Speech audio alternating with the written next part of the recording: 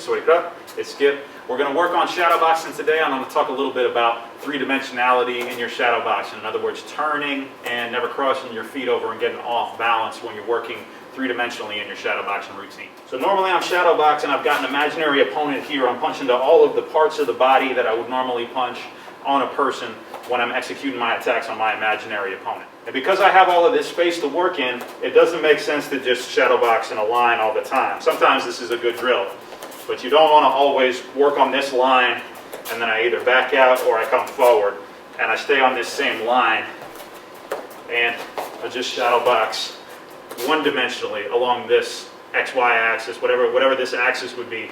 I just move forward and backward on it. This works fine. This walk in the line works fine as its own drill. But eventually we want to be able to work into three-dimensionality. So I execute some attacks and some techniques, and now I get a new spot, and there's some turn to my movement.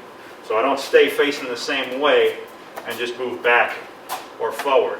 I get some turn, and I get a new spot, and I force my opponent to move and turn themselves. Basically, to execute these turns, sometimes we call these a quarter turn. The idea would be that you turn a quarter of a circle.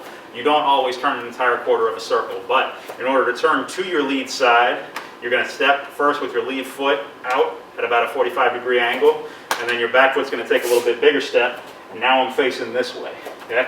So I was facing this way, I step out, a little bit bigger step with my back foot, and now I'm facing this way.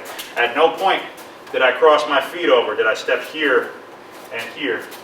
Or did I step behind and then reset the front foot?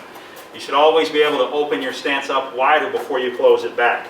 So if I want to turn out and end up outside of my opponent this way, my feet never crossed over. My stance got wider and then it came back to its original state. Same will apply in the other direction. I'll still take a bigger step with my back foot. My front foot is going to take a smaller step, but in this case, my back foot's going to step first. So I step out this way and then I catch up with the front foot. So my opponent's in front of me, I'm executing some shadow boxes, some attacks. I step out with my back foot, small step with my front foot, and now I'm out to the side. Okay?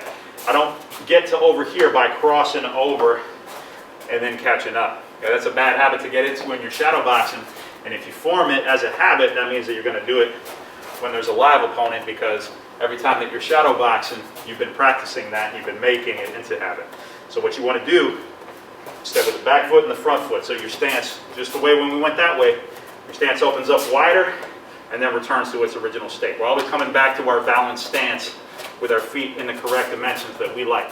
So now we execute these turns and we put them with our attacks that we've programmed ourselves on our imaginary target in front of us. So I'm executing some attacks. I can even do a kick where I spin, boom, I come back facing, and then if I want to change spots, step out, and now I've got a new place.